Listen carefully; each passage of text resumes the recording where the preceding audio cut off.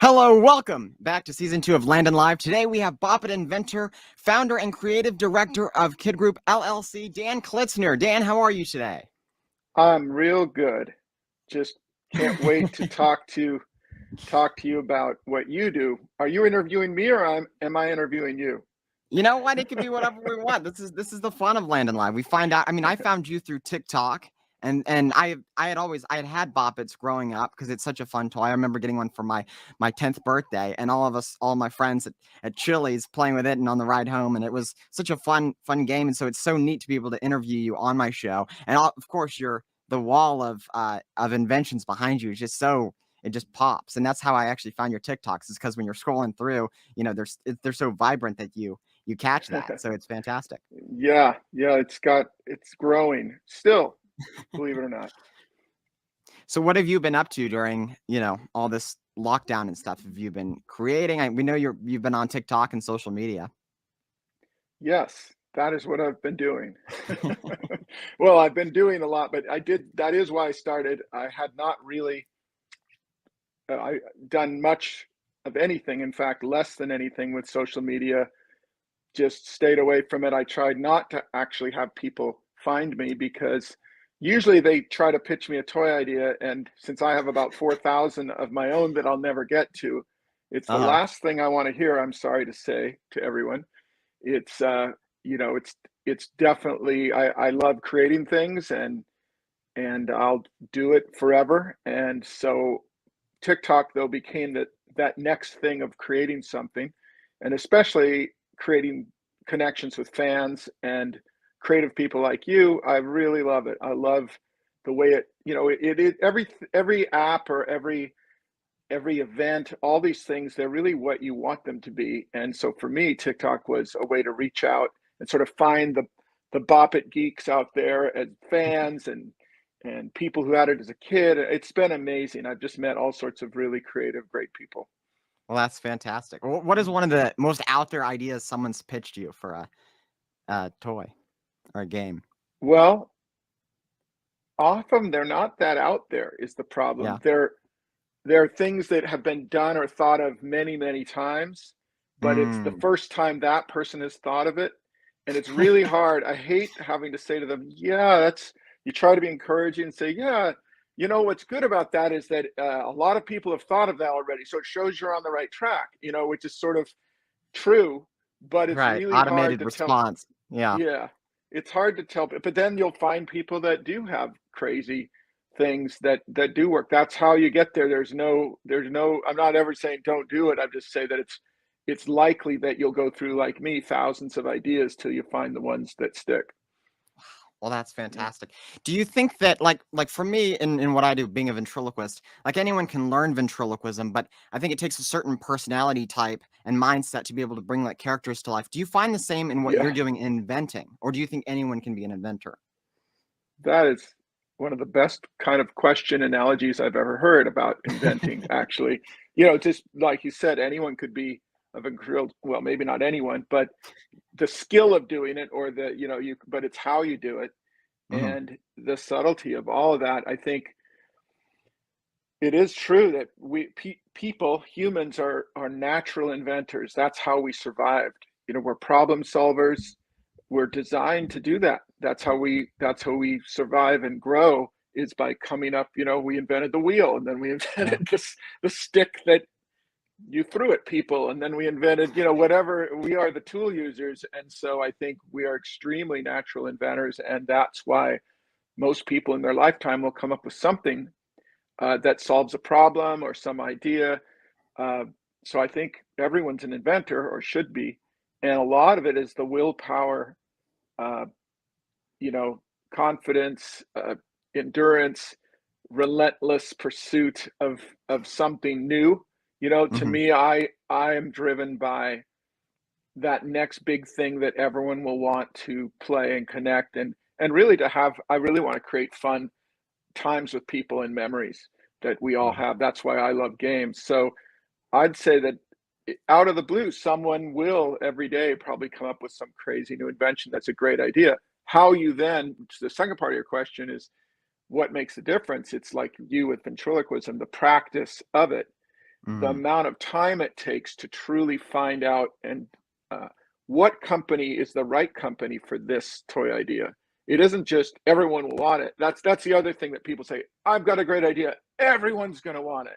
And you say, well, there's never actually been anything that everyone has wanted. So You when know, you talk about like what company would fit it, do you pitch it to like if you have a new Bop It, do you pitch it to all the toy companies? Like if you're like saying you're like new to Bop It, I don't know if you have a certain contract with one of them right now, but is it like you pitch it and you see what company responds back, or is it like this company is known for this, so I'm going to put all my efforts with them? kind of a combination. First of all, yes, Okay. I licensed Bop It to Hasbro 25 years ago, and everything I do that's a Bop It is something that I always do with Hasbro, which originally was Parker Brothers. When I Uh-huh. licensed it to them, they weren't acquired yet, and that was exciting to know that I had licensed a game to my childhood, like game company that my family used to play games. I couldn't believe it. I'm licensing a game to to Parker Brothers. Like, it was a Full great thing. circle. Yeah, and I'd already done several other games at the Mhm. time and toys. It's just that was the first one I had licensed to a company that I really knew about. And so, but I've done hundreds of games. Many of the ones behind you, Perplexus. I think there's Hyperdash. There's a few. I'm looking in reverse here at what's behind me. Uh, you know, Lots of things that you don't even see, and a lot of them fail. Um, it depends on the company. If Bop It had been with another company, it's likely it would have failed or just been a one year wonder kind of thing, or maybe even not a wonder, just some product that wasn't. Everything has to line up to really hope that having the idea, pitching the idea, getting it to the right company at the right time, at the right price, at the right marketing, at the right, everything is a big thing that I feel the only solution to that is to try to be smart about it and really understand who the companies are out there who are looking for ideas. And eventually they will share with you lists of, well, we think we're looking at this category or that category. We don't Oh. do games. We just want outdoor, throwing toys. We don't do dolls. We just want, so if you go to them and say, I have the best doll idea in the world, and they go, you didn't do your research. We don't do dolls. Then you've wasted their time and your time. They'll never talk to you again. And, you will have wasted. So a lot of the art of inventing, as most toy inventors will tell you, is finding the right home at the right time for an idea. And to do that, you have to build relationships with a lot of the people at these companies so that when the right time is, et cetera. So Oh, sure. it's You stay not, you within don't the just loop walk of in the what they're door and doing. go, look at my idea. There's a lot to that building of the relationship. That's phenomenal. That's really interesting. So when you pitch a new product to them, I mean, are you with them from the moment that if they say yes, it's a go, or you sign the stuff and then they take it and they see if it works for them? Like, do you stay within the process to seeing it being successful, or is your time within, that up to the point where they say yay or nay? Um, it really depends. Okay. I like staying involved, and in fact, for the first few years, it was hard until you build up sort of trust. Until I'm an industrial designer in Mhm. my training. I used to Uh-huh. design all sorts of things. I did liquor bottles and remote controls, and Mhm. lots of things that actually helped me when I started doing toys. But I was doing everything. I was illustrating buildings for architects. I was doing, like, I just did a lot of freelance things, and in that process, it really showed me what I wanted to do. But I'd say that you know the this I'm not sure. Let's see. Give me that again. I'm trying to decide how to answer it. Well, I was going to go on another tangent, but your specific I'm question just was, saying, yeah. like if you come up with a new game or whatever toy, you go into the meeting or however it works, you pitch it Oh, to right, them. right. Do you stay with them the process from if they say That, yes up to that point, yeah, or I does was it end going there? there, and then I started to think about something else. What? No, what I was saying is I used to do a lot of that. That's what I was hired to do Okay. as a designer, was to do the entire process. So as an inventor, often you're hired, really, or you're not hired. You're in this. you're really pitching concepts or prototypes, and often the company does say, thanks, we'll take it from here. Part of it's for secrecy because they might want to brainstorm and do things. They don't want to give you their secret sauce, you know. Sure. It's been changing lately where a lot of companies, and over the years I built relationships as a designer as well, so I could do a lot of the design. I have two partners that are amazing. With one does the coding, the other is great at, you know, production. So we're still not a manufacturer, but we are taking things much deeper into the prototype stage and Okay. often into the final code.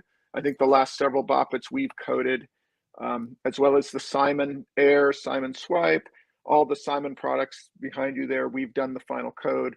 So that's unusual usually for the toy inventor circuit, Hmm. but it is what we love because we think the product comes out better that way. And I'd say it just depends. You know, sometimes you show a great idea and a company takes it and you're glad you don't have to do anything else. Other times you want to be involved. That's fantastic. So when you come up with a new idea, I mean, are you the sole inventor? Do you have you talked a little bit about the two guys you work with. Do you have a team of other people that say maybe it should look like this, or maybe it should function like this? Or is it kind of you come up with like a few initial sketches or maybe even a mock-up? Yeah, that most of the things are mocked up, either faked in a video to make them look like they work. Hmm. We're going to check back on that later in this interview. And the other is sometimes if you're going to prove out a mechanism, like, trust me, this thing can, you know, hover and it only uses this teeny battery and it's this amazing technological thing. A technology invention, you're really pitching someone on a new innovation that you're going to you've proven or truly invented. A Mm. concept like this is a great idea for a game. It's, you know, there was a game called Don't Step in It a while ago. It was just Play-Doh that you put on the ground and you blindfolded and you had to try to walk without stepping in it. But the theme of it being, you know, dog poop on the sidewalk, and it was a challenge, and it was this, there's no technology there. But the Uh-huh. concept was so good and the theme was so good that it was licensed to Hasbro by actually, you know, a friend of mine, another inventor, and it did amazingly well, right? Anyone could have done that idea anytime in the last 100 years. There was nothing new about that except the theme and the, you know, and then the graphics and things got done later to be, you know, more like marketed the way Hasbro wanted. But sometimes concepts you get lucky with something, and other times you'll do a concept and a company will say it's not really an invention. You know, where's the invention here? It's just a theme. Like it can Mm. drive you crazy because they'll tell you, oh, just pitch us a theme and an idea. That's all we want. But then they'll often say that's not enough because they've got such a backlog of ideas within in-house that they'll say, well, we've sort of looked at that before. So, you know, as much as someone will try to give you a secret formula or tip, my answer is always, it just depends. It's all over the place. It depends if you're pitching a crazy technology that you own and patent, or Hmm. are you pitching an amazing concept? Or in my case, like a lot of the electronic games I do, they're using with my knowledge of how much audio and programming and software can a chip do in the toy realm, not like an iPhone. Hmm. What can you get out of it for the right price so that you can afford to sell it? Like there's a lot of the pricing Mm. comes into how you invent electronic toys with LEDs and things like that. I'd say most novice inventors have no idea that the things they're coming up with are 10 times the cost that could ever be done. Seriously, like most of the suggestions I get are for people who say, "Oh, you should do this thing with it," you know, and it's like, yeah, that would be $50. Oh, I would buy it. Everyone would buy it. It's like, no, they won't. Trust me. Right, right. Well, it's interesting. Have you ever had, like you talk about sometimes you end up pitching a theme. Have you ever had that where you have, they're like, yeah, that's just a theme, and then, a few years later you look back on that theme and you're like, that theme matches up with, this invention, and they go together. Yeah, I think I've seen almost everything, every Yeah. coincidence, you know, whether or not I influenced a company, which I'm sure I have. Like there's a sort of you have to you have to be okay with the fact that there's certain things that a company, with all, really even the most honest company, can't help being influenced by the pitches they see all day long. Mm. Even if they try to put a wall, like they try to have the people that look at ideas be different than the people who design. That's why they sometimes don't want to collaborate. They want to keep their design department separate, so there isn't any commingling of idea with design.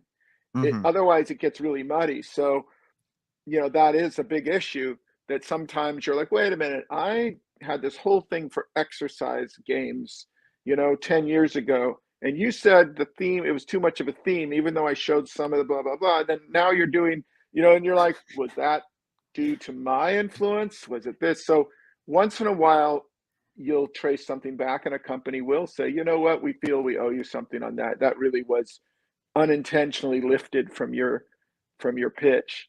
But most often or not, it isn't. It's more that they Sure. had internal thinking of the same type.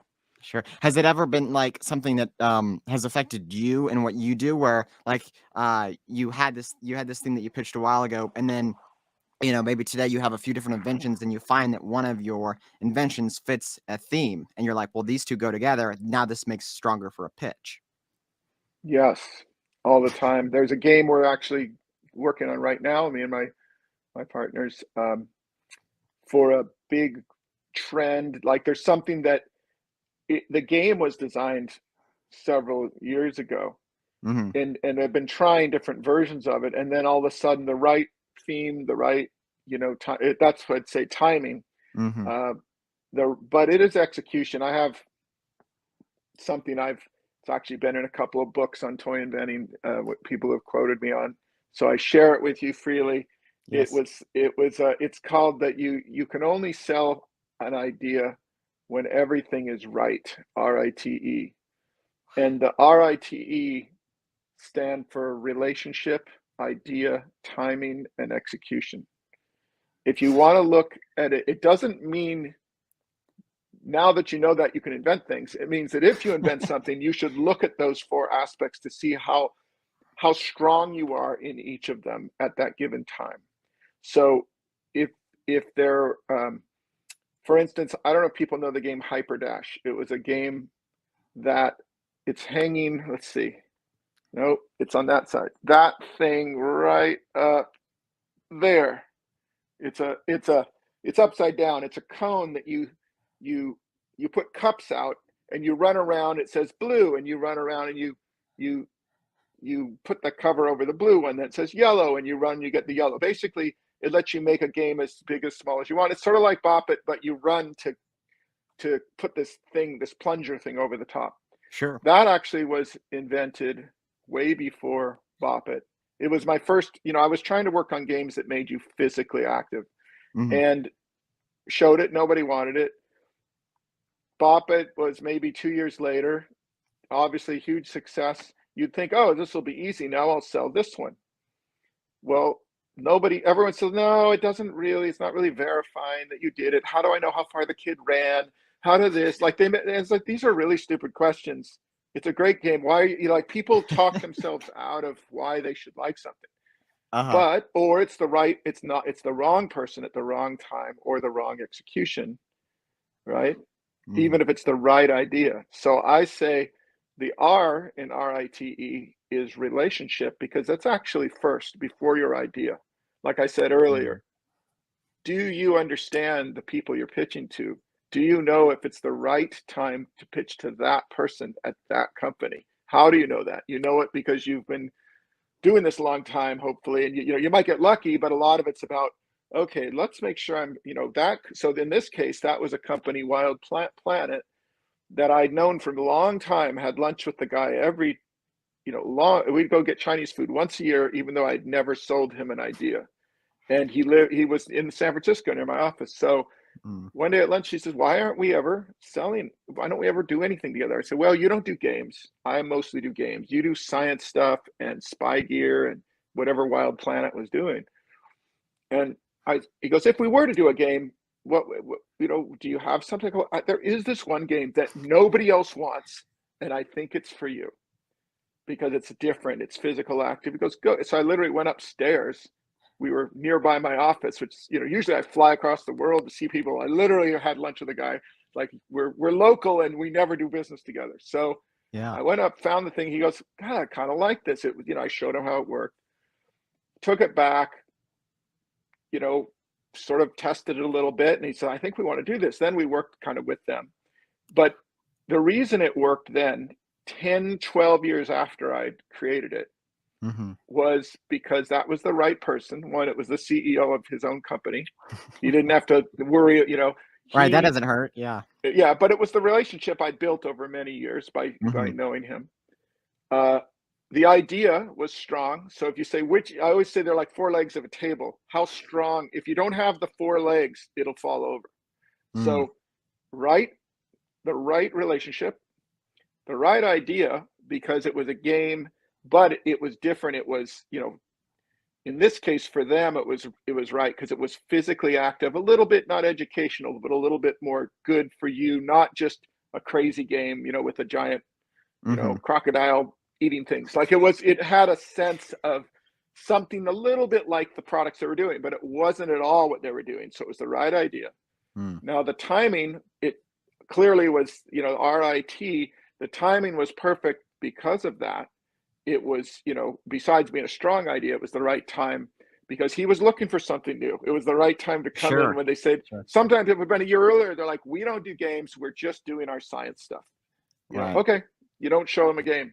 He's open, they're open and more receptive to your ideas and your creations. Right. So the timing from the toy company was right, and the timing in the market was right because nobody was doing a product that really was a fun game that made kids physically active, yet there was a lot of buzz in the media all the time about why aren't kids more active, you know. So that's why it was driving me crazy. It's like everyone says that I have this game that's fantastic and nobody seems to want it. They're giving me the wrong reasons why it's not right. Well, that could be execution, which is the E. The E means, you know, people look at it, they might look at, but they're looking at it through the wrong lens, or Hasbro did look at it at one time, but they tried to make it into this sort of slick scanner thing where you'd scan barcodes and run around. It didn't have the right, you know, the feeling of these giant cups, which was the original way I did it, was it turned out the right execution. It made it more visual. They felt like something, you know, like people could understand it. So that was the right idea, the right relationship, right idea, right time, right execution. When all those things lined up, it became a huge hit. It was the #1 game on Amazon for 2 years in a row, right when Amazon was first starting to sell toys. They started to do front page things on Amazon because the reason was it was the right time, because right when mommy bloggers were sort of starting to really push their opinions, this was an easy one for them to push because they heard about this game that made their kids run around and be physically active. That converted because they could talk about it in a blog, put a link to Amazon direct, right? So it was the first time that you had a time when Amazon was really early, where all of those things linked up. And so there wasn't a lot of things that worked that way. And it went crazy. And that was the #1 game for like a couple of years. Then it kept doing expansions from it until it sort of petered out. But I just give it as an example of, so you can be a successful inventor and still have a product sit there for 10 years and have to keep pitching it over and over till you find the right company at the right time, blah, blah, blah. So that's a long, long story. But I think when I've been doing this for so many years, that's really what people don't understand, is that took a lot of time to be in position to have that happen. Wow, that's fantastic. Have you always been like this? Have you always been inventing? I mean, in middle school, high school, as a kid, or was this something that you found later on in college or something like that? I always drew when I was younger. I probably have some around. I've been pulling them out for the book I'm working on. I've got, you know, I drew monsters. I probably like you, I imagine. Yeah. Drawing characters, usually monsters, and wasn't that into cars and things like that. But I was mechanical. I like to build things.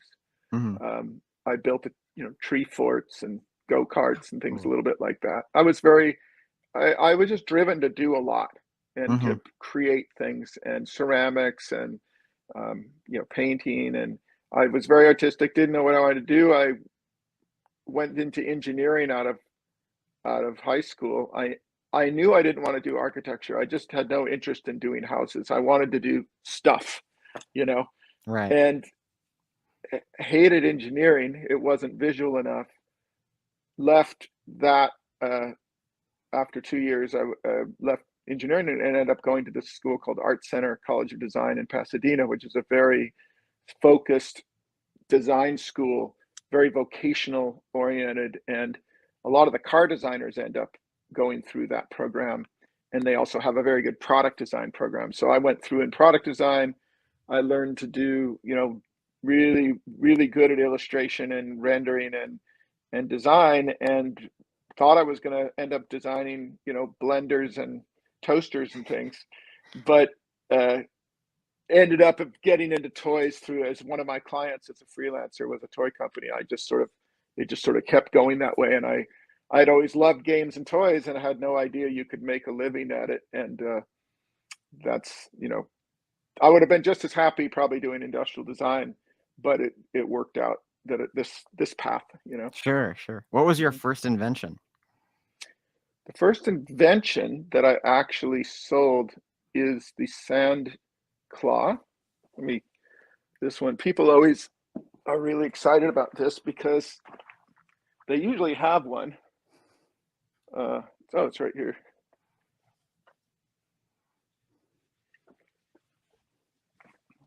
I don't know if people have ever had one of these on the Oh my beach. gosh, I've had one of those. Yeah. Yeah, this was my first. I had designed a lot of things for toy companies, but I was actually working for a toy company as a freelancer, and they wanted They wanted to do a sand like pail and shovel set, and I said, this is much better than a shovel. This is this idea where you'd put your hand in it and dig like this. And they said, no, we don't want to do that. And so I ended up designing a regular shovel. So I kept this. I said, all right, well, I'll do something with this. And I had heard that you could pitch ideas to toy companies, and sort of went on this path, found out, how to do it, and ended up licensing this to a little company. Didn't know what I was doing. They didn't know what they were doing. It got knocked off. I made royalties on it for a few years, and then it got knocked off all over the world. And I'm okay with that, because I kind of feel like it was shareware that I'm actually, in the long run, I'm almost like, luckily I've done well with other things. I'm pretty Hmm. proud that the first thing I invented is not only still out there, it's still being knocked off all over the world, and people still play Sure. with it. They Shows like the it. Like, reach of it. Yeah. right? It became a classic, and I'm like, I'll take that, even Yeah. though, and when I see kids playing with them on the beach, I'll be just like, it makes me feel good. So, Wow. yeah. That's fantastic. I want to go now to a segment. I don't know if this is too loud because you have your earbuds in. You might have to pop them out for a second, but this is called Jabber with Jackie. I have my characters on here, so Jackie's going to pop in. Here we Oh go. yeah. Oh, this is gonna be fun. It's Jabber with Jackie.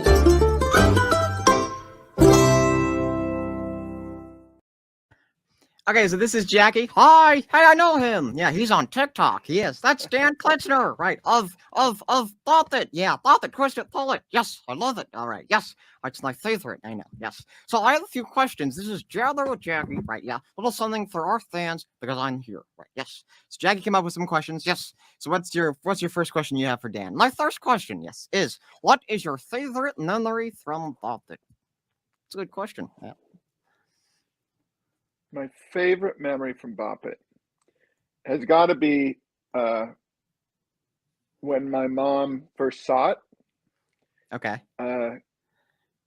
She, of course, was my biggest fan growing up and encouraged me to go be artistic and design, even though I thought I should get a real job. She said, no, you should do something artistic. And when I had other inventions, and when I brought back the first Bop It to her, this one, the one that looks like this, and Mm-hmm. she got to try it, she just said, that's the one. And it was a really great moment. And that she passed away almost 25 years ago, so she saw it. For me, it was special because she got to see it, and hmm got to enjoy that, know that it was successful. So she was right. I know So she that's not was a the very, one. what's She that? was the one pushing you on this path or encouraging Both you. my dad and my mom they were Broadway actors. Wow. Okay, They were that's ballet different. Yeah. dancers, and my dad, who's 95, is still an amazing voice, can still sing. We have a great, he plays games with me. We have a great time. hmm So I'm really, really lucky that I had parents that, even though I said, no, I'm not going to go into acting, I'm not going to do this, I want to be a real serious, designer. They were like, it was my dad who saw me unhappy in engineering, and he's actually the one that found out about Art Center and said, I just talking to this. He was on a show, and the cameraman on the show said, I think, he was talking to him as parents do about their kids. And luckily the cameraman said, he should check out the school I went to called Art Center. That's more of what it sounds like your son wants to do. So I was lucky to have parents that both pushed me to be more artistic. Wow, So that's fantastic. Yeah. what Do about you? Jackie? What about your parents? What did they want you to be when you grew up? Oh, that's a good question. On the jackalope, right? So I never really had parents. I had a creator, right, which was I think a drunk taxidermist, something like that, right? Yeah. So I Oh, think I've exceeded his expectations, right? Yeah. I always wondered how your parents met, because I figured, it's kind of obvious who was who. I didn't know who the father was. Yeah, I'm still trying to figure that out. Yeah. That'll be an interesting episode of Jerry Springer. Yeah, yeah. Um, I'm curious because like with me when I write a new joke, I found that I can't really introduce it to my family because they know me too well. So I have to try Uh-huh. it out on a different audience or just like my TikTok audience because they can, it'll go either way. Do you find the same in, your creations, or do you find that you can get feedback from family? Oh, this opens up a whole area of family as your test. This is like a whole book It's a on doozy. what happens. What's that? I said it's a doozy. Yeah. It's a doozy. Well, yes, the answer is I do test things on my family, hmm and most inventors do, and most families run the other way after a while because they're like, oh no, not another test. Oh, Right. okay. Whereas when they're younger, they're like, yeah, the kids are younger, their friends are over, they all want to tell you, oh wow, Sam's dad has a new game, let's all play. And then after a while, they're like, I'm not coming over to your house, your dad's gonna make us try another game. Yeah, we're the control group, we're the test group. That's hilarious. Wow. But part two of that is the worst thing you can ever say to a toy company when you're pitching them something is, I tried this on my family and they love it. Right. That So, makes sense. Yeah. right, like no one's ever heard that. Like, oh yeah, that's gonna really, would that impress you if someone came and pitched you on, if you said, I have this joke, I tried it on my family, they love it. That might actually be funny just saying that, but Yeah. it is kind of the same thing as that. That's not very good data one way or the other. So there's Sure. several issues there. Wow, that's kind of interesting. Yeah, I never thought about it like that. No, no. What is your craziest invention or something that you weren't expecting to get picked up that did? That's a good question. The thing that, well, I'll tell you the thing that's the craziest invention that sort of got picked up but didn't. It was is this a kids show? Yeah, sure. Well, I mean, Yeah, it's for whatever. my audience is all over Yeah, the you're place. right. Sure. It's not that big a deal. I'm just saying. In fact, it's legal now. But Oh, when we like had one toy company, a pretty well-known one, and the guys would come to our office to look at concepts, and they were pretty hip and cool.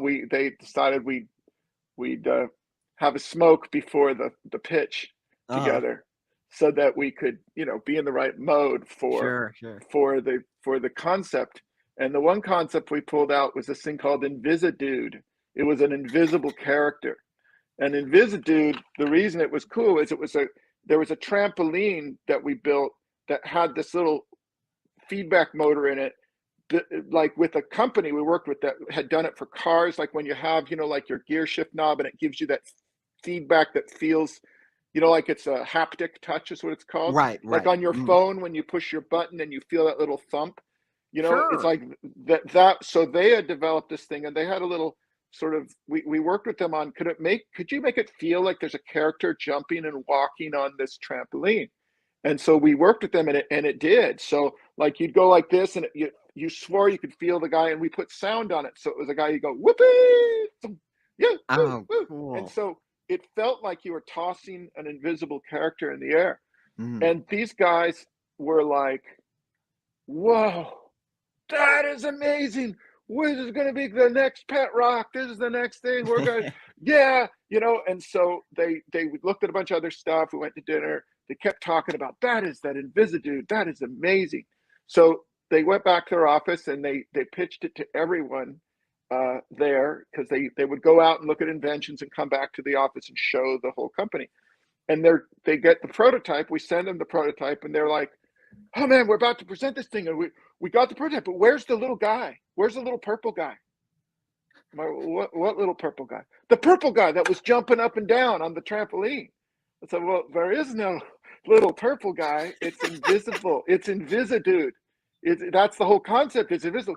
No, man, in your office there was this purple guy jumping up and down on Oh, the that's trampoline. hilarious.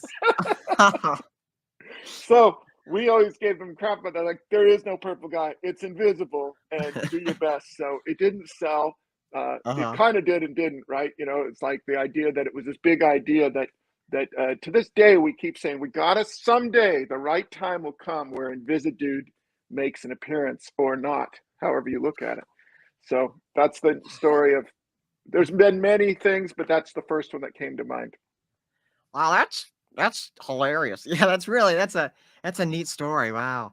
Could you Um, do an invisible, as a ventriloquist, ever done an invisible character as their oh.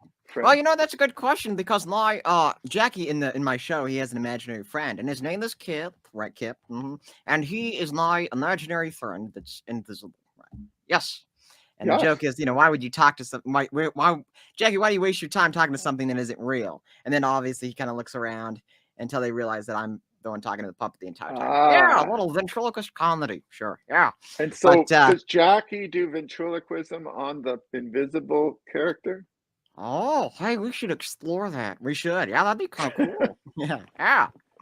Hey, I got a question. How do you approach competition? Because you talked earlier about how you have friends. Are you like with friends? You can take my question. Okay, but I think I can better explain it. Sure. All right. With friends, I like in you know, just comparing it to what I do. Like, you know, I have my characters and they have theirs. So sometimes we'll workshop jokes or ideas or concepts. Can you find that you can do that with your fellow inventors, or do you kind of keep it more to your specific group when you come up with an idea? It's a little bit of both. You know, maybe like you might not, you might be protective about the real heart of a new idea Mm, that you haven't really released yet. But interesting, like again, I imagine comedians and things that once they're out there with their joke, if someone wants to steal it, it's kind of like, hey, everyone knows, or hopefully most people right, know. right. With inventors, I think it's the same thing. We don't really talk at all about anything. We might talk a little bit about what we're working on. We mostly whine because we see each other a lot. I've made some of my best friends because you're at the same shows, you're meeting at near the same meetings, and often we've gone on sort of these crazy trips with some of the companies where they'll take their top inventors on a fun. You know, we've gone all over the world actually with some of these Oh, companies, sort of a creative, you know, whatever they call it, offsite. But uh-huh. you're not what over the years we've started to collaborate more. Like you'll find someone who specializes in mechanical things, and you'll sort of figure out a way. But people are pretty careful about it, just because it's so easy to then get it's intellectual property that you want to be careful not to sort of commingle it too much where people get confused about it. It can get very sticky, and I'm sure friendships Sure. have been lost over it. Um, but it's amazing to me that we're all great friends because we commiserate with each other a lot. We all know what it's like to lose an idea that Mhm. you're hoping hits, you've been waiting 2 years and it gets dropped. We know what it's like to have, hopefully, when someone has a success. I've had friends that were about to quit. They've been doing it for 15 years and all of a sudden they get a hit and it's like you're so happy for them. So Yeah. it's been a really amazing group of people, and it's quite a neat network. It's pretty small, compared to like actors or something. It's a teeny. Maybe there's 200 in the country that really are active. Sure. Mhm. Wow. That's really floss through the mind. Yeah, it really makes you think about it. Yeah. That's interesting though. It's that's truly neat. I understand, I've had that similar to what I do, where I'll like maybe talk with my friend about a joke, but like the heart of it, which is like for me, like what the puppet actually is or the character is kind of kept, to the side because I'm, wanting to get it out there. And then once you put it out there, which, I had someone tell me, just everything you do that's of quality, put it out there so it because the internet is a timestamp that you did it and that you're the first one to That's do right. it. So, That's right. It's become very different, I think, intellectual property. There's laws about it, but then there's also, that's why I'm starting to show some of my inventions for the first time on TikTok, or old ones that I kept secret. It's like, I don't care at this point. There's just as good an odd that maybe it'll take off and people love it, and then I'll go to a toy company and say, look how many people like this. I did my own yeah. marketing. If someone decides to rip it off at that point, either I'll look back and we'll say, hey, like but at the other, I think there's more to be gained by putting stuff out there now than ever. Wow. So that's definitely another reason why I went on TikTok was I wanted to build enough audience so I could start testing ideas, which I have. I've got a few things out there I'm having fun with, and just celebrate this 25-year anniversary, which we're going to do more with Hasbro later this year with Bop It. But I've Oh. done, all these other games as well that I'm enjoying getting feedback on. But how many characters have you created? Oh, well, I'm also a puppet builder, so I build for other people all over, and I've kind of lost count. I just build a puppet and then upload it to my website gallery, but I have around 5 to 6 that I use on TikTok. And what You I have, yeah. found, I don't know if you found this for what you do with your inventions and your games, but I have certain people that gravitate toward certain characters. I've got a dog, I've got Jackie, who's kind of more wild. I've got an old man, I've got a zombie, as you know, Bill, I and I do have know you have a pockets. zombie.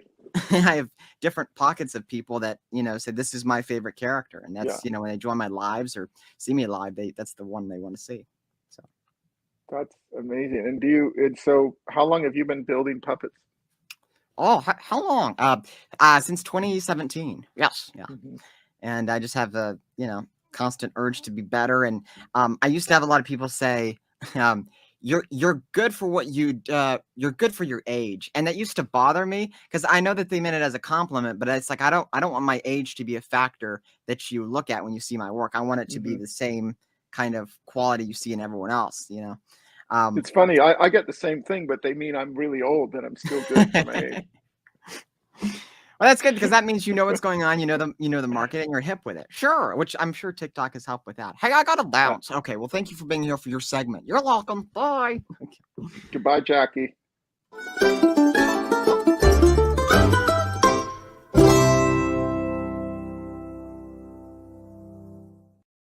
So, what has we touched a little bit about TikTok. What has going into TikTok? It's such a neat environment of creators and commenters and fans. Has anything about the app surprised you?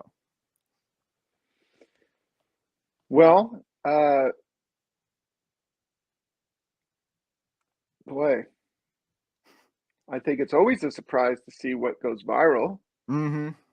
Yeah. But then at some point, it's not a surprise at all because you know that there's no way to predict it, but that the things that are most visual, things that are just dead amazing visuals, that it's become such a medium for that. It's actually helped me think more about that. Um, if I was to create a toy that had an incredible transformation that you couldn't believe what you saw, that would be a really good one to try on TikTok because it would, within a few seconds, you would understand it. So I Mm, think it surprised me, but it does surprise me then how people who just tell an amazing story, people, when you can get enough traction that people listen to it, that also does really well. mm-hmm. I think it's just, I think what surprised me is, yeah, just the the variety of things that can actually be appealing, because there's so many different people. And at first, like most people, I thought, oh, it's just a bunch of girls jumping around in, bikinis. And then you realize, that it isn't, that it's, when you start carving it towards what your interests are and meeting creative people, all of a sudden you never see that anymore. So I really like that it's whatever you're looking for, you'll find it. It reminds me a bit of Burning Man. I don't know. I used to go to Burning Man, and it was like everyone, oh, Burning Man, it's all drugs and sex and this. It's like, no, it wasn't. Like, it was the most creative people I'd ever met in my life. Like, building the most amazing things. You would just love it. Like, you would love, these crazy giant octopus with flames coming out of it, and crazy. You talk about puppets and buildings that looked like they were floating in the sky because someone had figured out a way to do balloons that made it, like, it's the most crazy giant ass, sculptures and things that you've ever seen, including a bunch of people have done giant Bop Its there. I don't know why, but it's a cult thing. So was that you or other people, fans had done them? A bunch of people have done them without me. Like, they just do it. Yeah. That's so neat. It's become that. If you look up Burning Man Bop It, you'll see someone built this crazy, I don't even know who they are. I don't think I've ever been in touch with them. They just built this beautiful giant, the one that looks just like this guy. Okay. It's not a working one. I think someone did build a working one. People have done a lot of stuff with it. People like riffing on it, but it was just that I felt like the least creative person there when I went there. Like, wow, these people are just truly devoted. And I felt a little bit like that on TikTok when I start looking around at how much talent there is, how much people. I'm really inspired by, if you look for that, you'll find it. And on the other hand, you'll see a bunch of dumb stuff. And I will have to say, honestly, I'm very surprised at how, I don't know, use the right politically correct word, stupid people are. I think that's fair. Like, the comments, some of the comments, and I'm only going to say probably they're just in a different generation. They're too young. They don't get sarcasm. I think or they'll believe something's real that clearly is a spoof or a satire, and they'll say that, and I'll think, are they playing with me? No, this person really thinks that was real. Or it's like, I guess this is why professional wrestling still does well, because the people really think it's real. It really, talk about surprises. I think that is probably one of the biggest surprises. This can't be that these people are this, I don't, I hate to use the word stupid, but let's just say generationally gapped from me, that I can't, that they think I'm serious when I'm joking. Have you ever used that to your advantage? Like, oh, there's so many stupid people out here. I'm sure this would go viral if I said this or did this. I do it all. I mean, I probably, make Bop It say things about every couple of weeks. I'll do something where a fake cheat code in a Bop It, and I'll do a this, and if you twist it and you hold it down, it'll do this. And pretty much every time there's people going, factor cap, is this real? We need you. We need to put it. I'm like, oh, come on. You can't believe. I think, they're joking. No, they're not joking. They really think that I'm saying that's what the Bop It will do, or that it'll change. Like, I often will take it and I'll snap my fingers and it'll go from there to there. I'll say, if you twist it 3 times and do this, it'll do, and there'll be people that go, I saw you switch it. It didn't really do that. Right. And of course, you just answer, I've never said to someone or belittled them. I just laugh, or I go, you're right, you caught me, So I think it sort of worries me a bit for the future, that there's a generation of kids that can't discern real from fake. I don't know. And then at the same time, your videos are doing better because people are sharing it and duetting it and going factor cap. So you're like, I'll just kick back and keep doing this. Right. Yeah. It's pretty good. You know that. I know.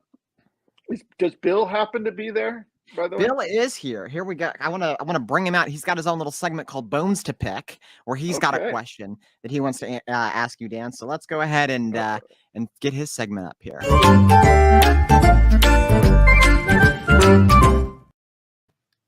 Hello. Hey, Dan. Hi, Bill. How's it going? I'm good. How's everything with you? Oh, the coffin's good. Yeah. Your maggot's good. I'm good, Maggie. Yeah, Yeah. Good to see you. good. Yeah. And Looks very I, healthy. oh, thank you. I just had lunch. Yeah. I went out for Italian. Okay. His name was Tony. All right. Well, that's sorry. You have a question for Dan? I do. I wanted to. So this is called Bill's Bones to Pick, right? Which is Ah, basically me asking you about pet peeves. Ooh, yeah. oh. So what is your biggest inventor pet peeve that you have? An inventor pet peeve. Yeah, or like something in your industry that kind of you're like you grown about, you know, because all these grown, right? Yes. The biggest pet peeve is probably about the when you're pitching ideas, and people will often say that they've boy, there's so many of them. It's hard to say the biggest is. Yeah. It's usually that most inventors have the same pet peeve in the inventing process. It's of pitching and having a company not really go for like get it. Just they don't get it, Mm. and that it'll often be that they'll say something that's a rule. Like, for instance, they'll say, this was, oh, I'll give you another proof of a concept that worked. Uh-oh. Let's see. Off the wall of inventions here. Cool. This is a concept that was out, did pretty well, called Regenerator. It was well, I'll tell you the story first. The story was that I pitched this idea of a car that you could crash and it would fix itself. And Oh, cool. the several companies said, that is not what sells. No, isn't this amazing? No, RC cars are all about performance. They're just about performance. So you're not interested. Nope. Okay. So that probably happened for quite a while. And this was what the car did. You drive it into a wall, and when you drive it in the wall, it smashes. So you're supposed to smash it into the wall, right? Yeah. So when you push your remote, it still drives around, but when you push the remote control, it goes, it fixes itself. It puts itself back together. Oh, cool. So, it was called Regenerator. So, right? It's hard to see the whole thing. There we go. So several companies passed until Spin Master. Well, there was a couple, long story on it, but anyway, someone luckily at some point said, that's cool. They did it and it did really well. But the pet peeve most people have is when the person sort of being the between you and the people who might have the vision for something, shut it down because they have a rule in their head because of what's happened in the past. Oh. They'll be, if you're going to do a game, monkeys don't work as a theme. The monkeys they'll make some comment like that. You're like, how can you say that? How do you know? It's about how you do it. It isn't, that's not, maybe that's true statement that it hasn't worked. It isn't why it hasn't worked. So I think when people spout these, knowledge, because they feel, and that it's easier to say no than yes, as we all know. And so most times it's worried that they're going to bring it back into the rest to show at their meeting where they say, these are the inventions I'm bringing back in to show that they have these scouts that go out there and they're very, very good. But if you were in that position, you'd be like, I don't want to bring that back and have people tell me that RCs need to be performance because that's what they told me. So I better not bring that back because they'll act like I'm an idiot because I didn't listen to them. So they're in a tough position. Right. You're right. So you kind of have this feeling like at some point, it's rare to find the people in companies that say, I love that. And they throw everything out the window and they kind of understand that it's just a new, fresh idea. So to break the mold on something, you often have to break a rule. And the problem is most people use rules to decide what they should do. And so it's a very strange, whereas other people say every great new concept breaks a rule. And so you really want to make sure you're pitching that. So are you able to like test like with the car? Are you able to test it on like on a group of kids or like its target demographic before they determine it or anything like Yeah, that? How does that work? you can do that. Often, like we were talking earlier, if you say I tried this on my kids and they loved it, it's they don't like to hear that. Right. Uh, but if you it can help, but often that's what they're supposed to do. Our job is to be a creator, come in there with some new out of the box idea and have them be open to it. And Sure. nothing drives me crazy more than someone who uses a rule to tell you why your idea is not, like, but it's breaking that rule. That's why it's a good idea. And you Sure. often will get people making those rules. Oh yeah, you can't just write it off before you see it works or have some predetermined law or something. Right? Yeah. Yeah, it makes sense. Yeah. Well, it's Well, you know, the creation story for Bop It, I think I've shown if you've seen on TikTok. This is what it looked like before. It was a hammer that you oh, banged, you bopped it, twisted, pulled. It actually was a remote control originally. It had a whole story. But the guy I pitched it to, very luckily, I really respected him at Parker Brothers when I first pitched it. This guy Bill Dorman, mhm. and he really got it. He was like, "Wow, it's physical. It makes you move. It's like he just said." And his great line that he said was, "We're not doing anything like this. We're not doing this kind of product at Parker Brothers, but we should be." So there's the Oh, fork in the road, right? Someone could say, yeah. "We're not doing this kind of product. What else do you have?" Mhm. But he said, "We're not doing this kind of product, but we should be." So there's the difference. And think about a movie script or this. Anyone pitching a new idea, it's at some point going to go through a gateway of someone with vision for the Mhm. same vision you have or not. And that's when we talk about timing, execution, relationships, all those things. I think it's why it's so hard to come up to repeat hit toys and things, because it's all about people's vision. No matter what testing you do, eventually some person has to have the vision for it. Of course. Wow. That's fantastic. I almost cried a little. It's truly inspirational though. Yeah. Yeah. Yeah.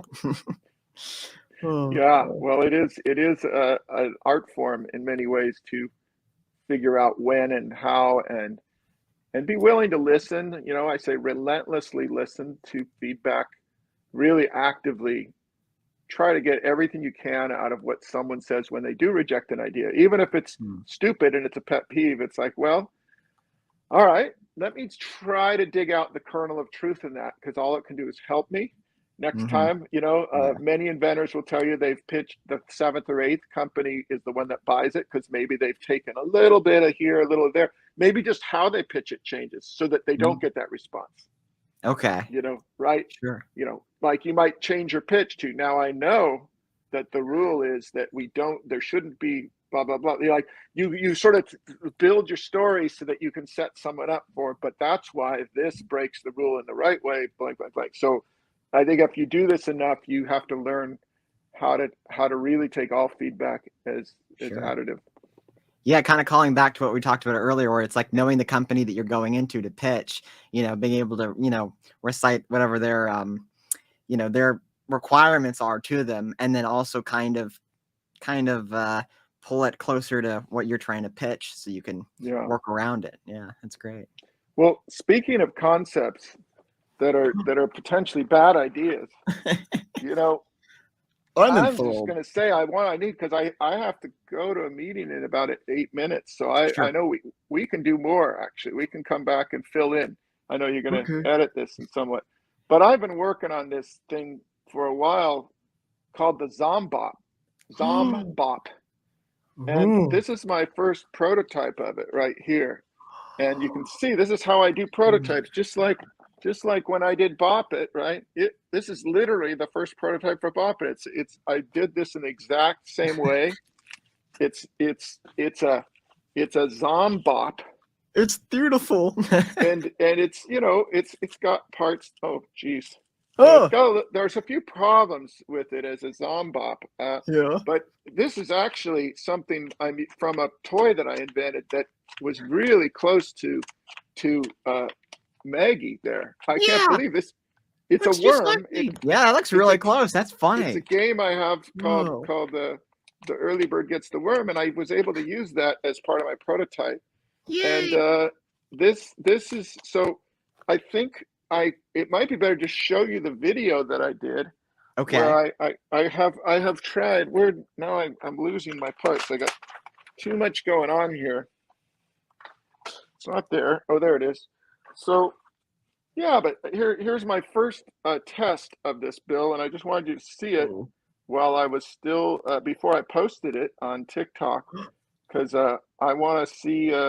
This might not be the one I post, but let's see if this comes through. This is on my drafts in TikTok. Let's see what we got here. Okay, this is my first test of my prototype for the Zombop featuring Build a Zombie. Wish me luck. Bop it. Twist it. Pull it. Oh, that's real funny.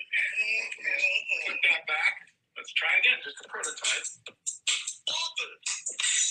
Twist it. Twist it. Oh, this is a fun game. For you, you're good.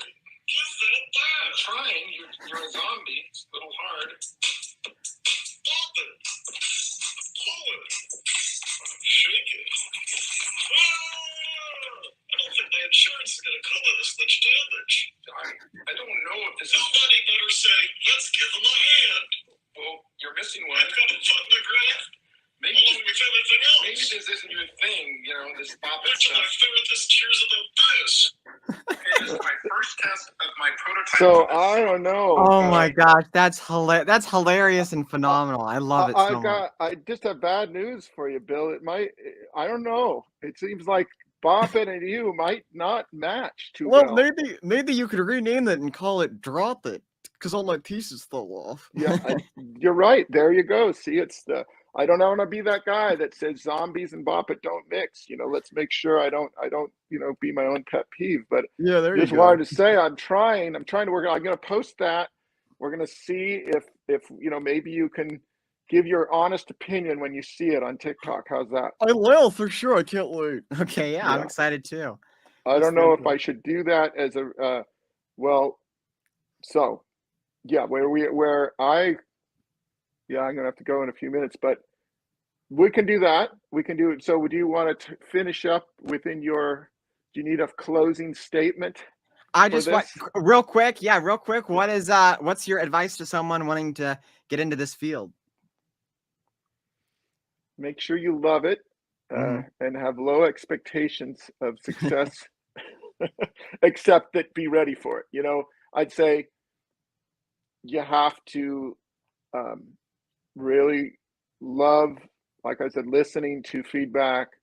You have to make sure you really are aware of what's sort of been done. Like I said, the RITE, what has been done before. Don't fall in love with your own ideas to the point where you are blind to really making them better. I've always trying to get better. If you have an idea, I say, if you have an idea that you think is the best idea you've ever seen, and it's the one, pretend it's a 5 out of 10. And then say, now what would you do to make it a 6 or a 7 or 8 or a 9 or a 10? And when you get there, pretend it's a 5 out of 10 again. Like the hardest thing is being your own critic, and really be honest. Don't that there's always more magic you can get out of something, and that's sort of the thing. People stop too soon. And the rest is get to know, it's not too hard. It's very democratic once you get to know all the people who are looking. Make sure you go to companies that really are looking for inventors like you. Don't try to go to companies that do your work to know who's looking. And then just start submitting ideas to the trustworthy ones, which are most of the big toy companies. And, eventually I think anyone can succeed if they kind of really are smart about it and they love it. And they have, make sure if you have fresh new ideas, then you're willing to spend years to sell them, which it sometimes takes. Sure, that dedication. Well, Dan, thank you so much for being on Landon Live and for sharing your story. You're very welcome. I will be in touch with all of you. All right. And we will, I really have enjoyed seeing your appearances, all of your characters, and Oh, we'll thank you. talk very soon. Fantastic. All right. Thank you. Take care, guys, Okay. and thanks for tuning in.